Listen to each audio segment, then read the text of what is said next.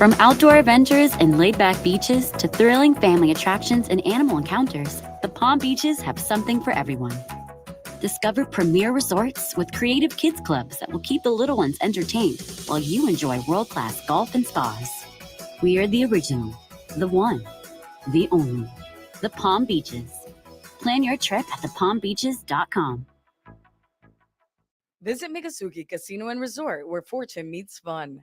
With over 1,800 slot machines, high-stakes bingo, 24/7 poker, and exciting high-limit slots, there's something for everyone to enjoy. From luxurious accommodations and exquisite dining at La Brisa to live entertainment and handcrafted cocktails at Temp Lounge, we thank you for choosing us as the premier casino, resort, brunch, and date night spot in Miami. Reimagined, redesigned. Rediscover Miccosukee Casino and Resort online at miccosukee.com. Step up to the plate with Terminix, the leader in pest protection for almost 100 years. We don't just hit home runs against termites. Since 1927, Terminix has defended homes and businesses nationwide from all kinds of pest curveballs. Trust Terminix to protect what matters most. Visit Terminix.com/Marlins to learn more. Because no one strikes out termites and pests like Terminix. Hey, it's the Good Greek Spiro, and when it's time for your next move, trust the brand the Miami Marlins trust. The Good Greek, as the National Mover of the Year and Florida's most referred, Good Greek will make your move a home run every time. Whether it's across town or across the country, trust America's best mover to get you there safely. Schedule your move today at goodgreek.com, the official mover of your Miami Marlins and National Mover of the Year, Good Greek. Good Greek, moving is so rich. Your superhero movers.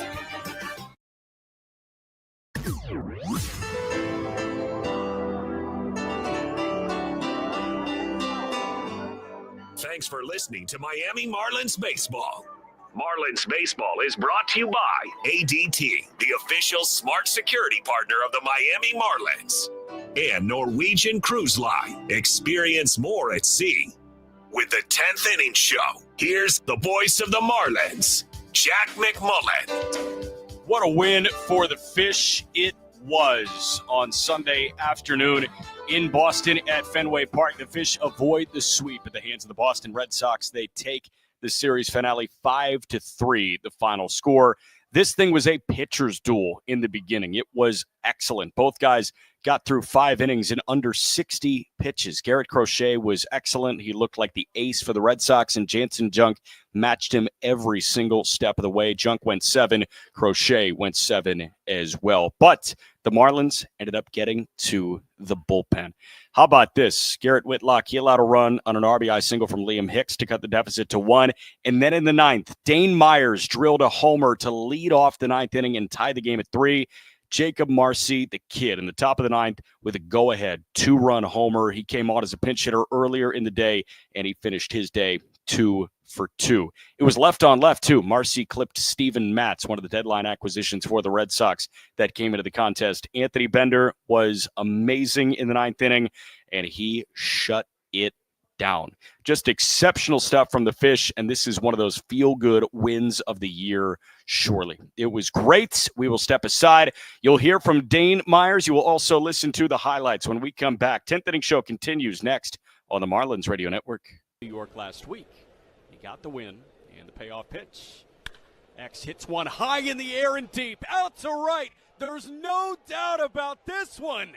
Homer number 2 on the year for X-Man, and Xavier Edwards did not miss a stitch.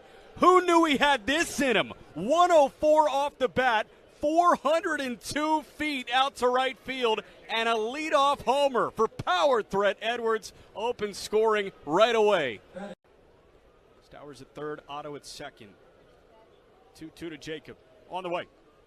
And Marcy drills a ball out to right and deep. A line shot. Nearly gets to the concourse and gone. Out to right. He got a hanging sweeper and he did not miss it. Second homer of his career. Second homer against Gavin Williams in the first. And the Fish are pouring it on. 2-2. That one drilled again out to right and deep. That thing is gone. Marcy looks over to the first base dugout, pumps his fist. and now points towards the bullpen. Jacob Marcy, 3 for 3 with a pair of homers, and tied no more. Gabby made a sign. 2-1. That one hit high in the air, out to right center field, pretty deep. Schneemann is back at the track, at the wall, and it's gone. Graham Pauley, he's heating up with the power stroke. His 4th homer on the year and his 3rd homer of the week. Graham Pauley gives the Fish some breathing room with a solo blast. It's 7-4 Marlins in the top of the 6th. In every clubhouse. Now, 1-0 pitch. That one lined into center field. That is in for a base hit. X can practically walk home from third base. Kyle Stowers gets right. His first hit of the night is an RBI single, and it's another run. It's 8-4 Marlins in the top of the 6th. And you're listening to the 10th Inning Show on the Marlins Radio Network.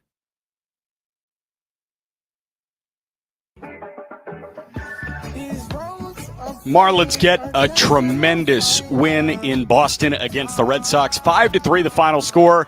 Just a tremendous effort from the offense late. Again, 9th inning heroics for the Miami Marlins, and the Boston Red Sox entering play had lost just 3 games when leading after the 7th inning. That is loss number 4 on the year. There's something like 57-7 or 56 or 57-4 or 56-4 now when leading after the 7th inning. But the 9th inning comeback was just tremendous from the Miami Marlins, and it was kickstarted by Mr. Dane Myers with a solo shot into the Red Sox bullpen in right center field. It was an opposite field blast, and Dane was standing by with our Steven Strom after the game. Dane, I know this has been a frustrating road trip for this team. What did that comeback win feel like?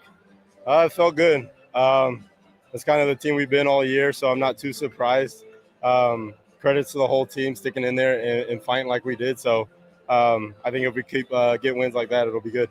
Can you describe the emotional pull that you experienced today? We thought you robbed a home run, then you come back in the 9th inning and completely change the game.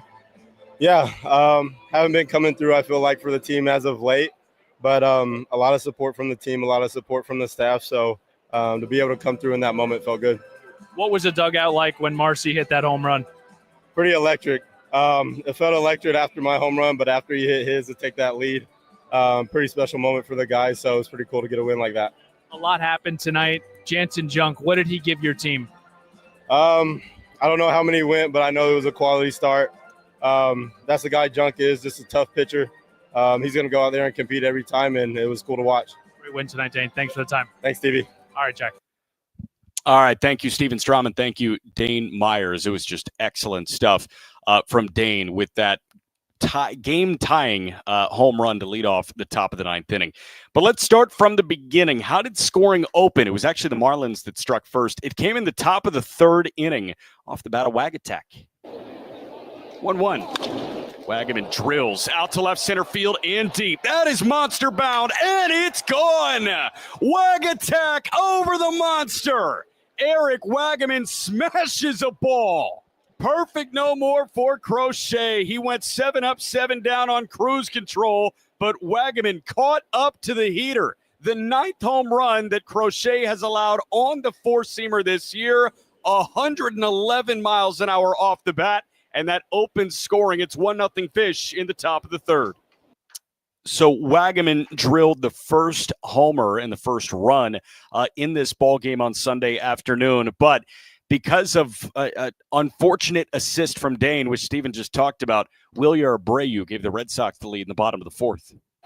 3-1 pitch. That one hit high in the air, out to right field and deep. Myers is back onto the track at the wall. Dane leaps up. It popped out of his glove for a minute. Did he catch that ball? No, he did not. It was in his glove. He reached up and he banged into the wall, and the ball popped out of his glove and over the wall into the Marlins bullpen.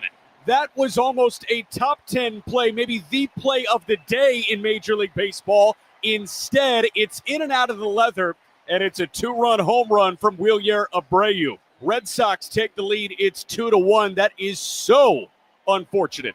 I mean, that really did kind of feel like a gut punch there when it popped in and out of Dane's glove, but more from Dane a little bit later on. After that, Not much to report. Both starters got into absolute cruise control. Garrett Crochet, we know that he can do that. He's an American League Cy Young contender.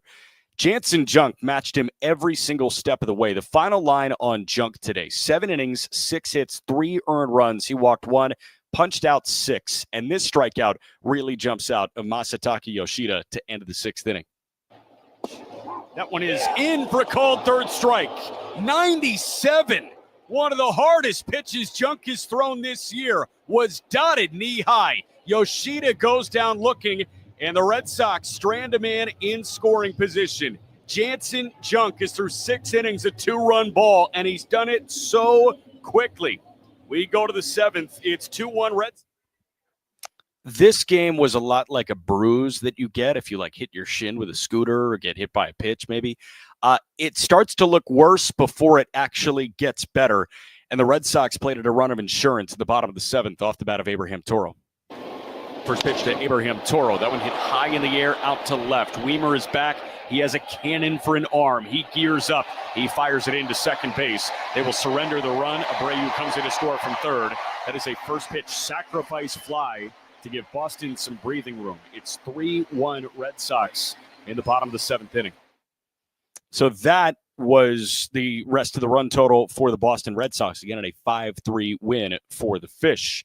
How did they claw their way back? Started with Liam Hicks at a pinch hit plate appearance in the top of the 8th. Pitch again. That one past the dive of the third baseman Bregman into left for a base hit. That brings in X, and Liam Hicks waits out Whitlock. He shoots an RBI single the other way, and it's a 1-run game. The tying run in scoring position with 2 men gone at the top of the 8th. It's 3-2 Boston. And then this is where the action got really darn fun. Dane time to open the 9th. A 1 pitch. That one hit well out to right center field. Rafaela on the move. Back to the track. At the wall. And it's gone to tie the game. That ball just kept on carrying. Dane Myers with a leadoff solo shot to right center into the Boston bullpen. Knots this game at 3. Dane Myers, man, that was awesome to watch. It was his 6th home run of the year, and this guy snapped an 0 for 3 today. Dane came through big time. So we were all knotted up at 3. Then came the kid, Jacob Marcy, to blow it open. Marcy drills a ball out to right, down the line, towards Pesky's pole, and it's gone! How about this rookie? Jacob Marcy, you are unbelievable, man! Left on left, he yanks a homer out to right in Boston. He takes Wagaman with him, and the 2-run shot makes it 5-3 Fish in the top of the 9th. Jacob Marcy, he's had some huge hits so far in his 2-week-old Major League career. That was the biggest, and Marcy is the absolute man. What a joy to watch this guy compete. What a joy to watch Anthony Bender compete, too. He tied a bow on this one with a scoreless 9th. Here's the 0-2. And that one popped up sky high on the infield dirt, drifting into the outfield grass. Who's calling for it? Dane is in right. Dane Myers makes the catch, and the Red Sox strand 2. The Marlins ride 9th inning heroics. A leadoff game-tying homer from Dane Myers in the top of the 9th, and Jacob Marcy, the kid, with the go-ahead 2-run homer in the 9th as well. Secure the W for the Marlins. Anthony Bender shuts it down, and the Fish avoid the sweep at Fenway. Final score on Sunday afternoon, the Miami Marlins 5 and the Boston Red Sox 3. And that is how this ball game sounded. When we come back, you'll hear from the skipper, Clayton McCullough. 10th inning show continues next on the Marlins Radio Network. You needed some more production, and then you turned it into guys who are going to be now producing when you need them to. 1-0 pitch. Augustine lines into right field. That's in on a hop for a base hit. X rounding third. He's coming home. White's throw going to the plate. A little bit offline and just a touch late. And X comes in to score standing up from second. With 2 men gone, it's an RBI single for Augustine Ramirez, and the Marlins on the board again. It's 6-2 in the top of the 4th. Opposite of Texas's concern with him. they thought that he was going to be in an insane amount of pain. Yeah. Pitch to X. That one stung past the dive of the second baseman. Albies into right center for a base hit. Myers will score from second base, no problem. And Xavier Edwards got to 300 last AB. This time he pushes to 301. Afternoon getaway day at 1:35. Jen Powell calls balls and strikes. 3-1. That one sprayed into left field, down the line. Long run for Profar. He's still moving. That drops in. It's a fair ball. Hernandez was drifting towards third. Now he gets the run around home, and the throw coming home is late. That was a line hunter. Profar is explaining to the third base umpire, Chris Guccione, that he thought it bounced to the right of the chalk, or the left of the chalk, I should say. Yesterday has hit the skids a bit for his last few games. And the 1-2, that one cracked into right center. That is in for a base hit. That's going to keep on rolling for a while. Marcy around third. He comes in to score, and that's Major League RBI number 2 on hit number 3 from Troy Johnston. Stretching Cappy maybe 10 pitches further than you would if you were on 4. 0-1. Hernandez lifts that one high in the air, out to left and deep. Profar is back at the track. It is gone. Into the Marlins bullpen. Big Bert again, his 7th home run of the season, and it's a 2-run shot, 5-0 Fish in the top of the 5th.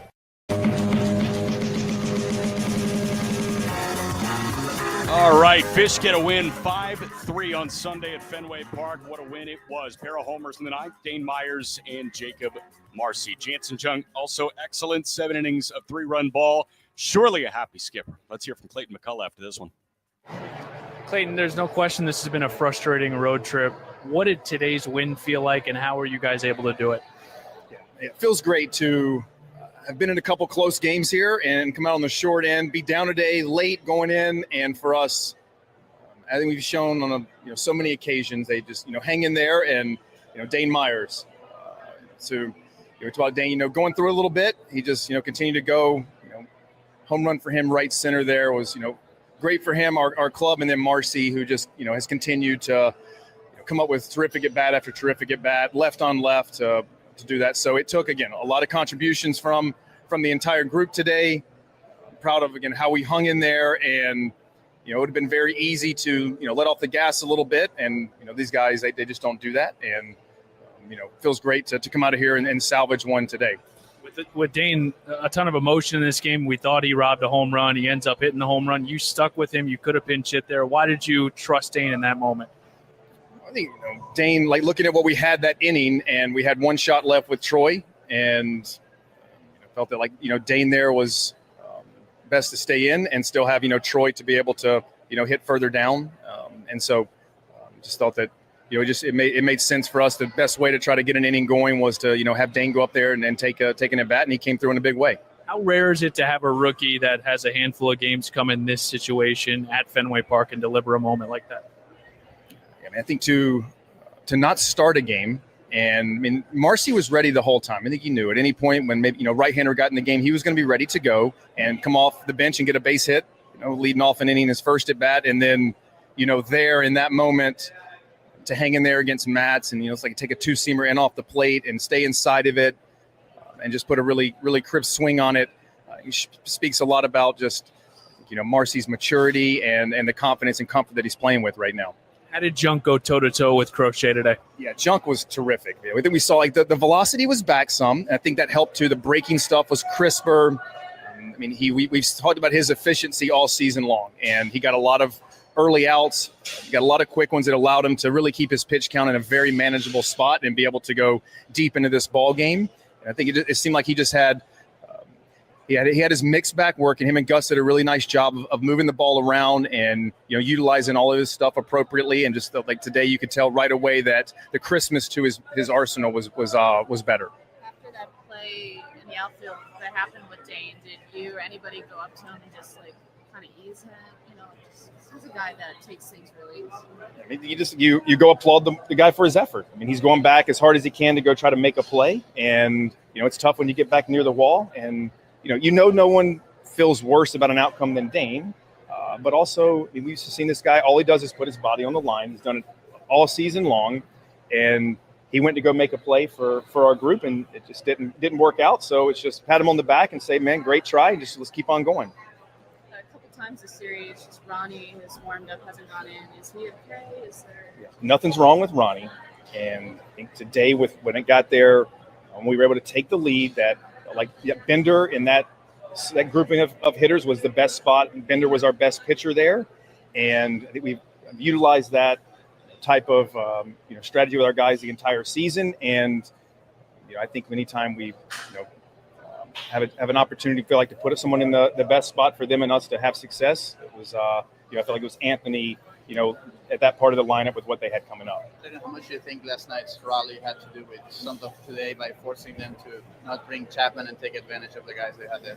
It played a big part. And it's something that even early in the season, we were celebrating some of those type of victories within a game. That over the course of the season, if you have the opportunity to force the opposition to bring in some leverage arms in a game late where they don't particularly want to, it pays dividends, particularly the next day or whoever they have to go play next. So for us last night, we lost, but to come back and get Chapman in the game and not have him potentially available, today is, that was a win in its own right.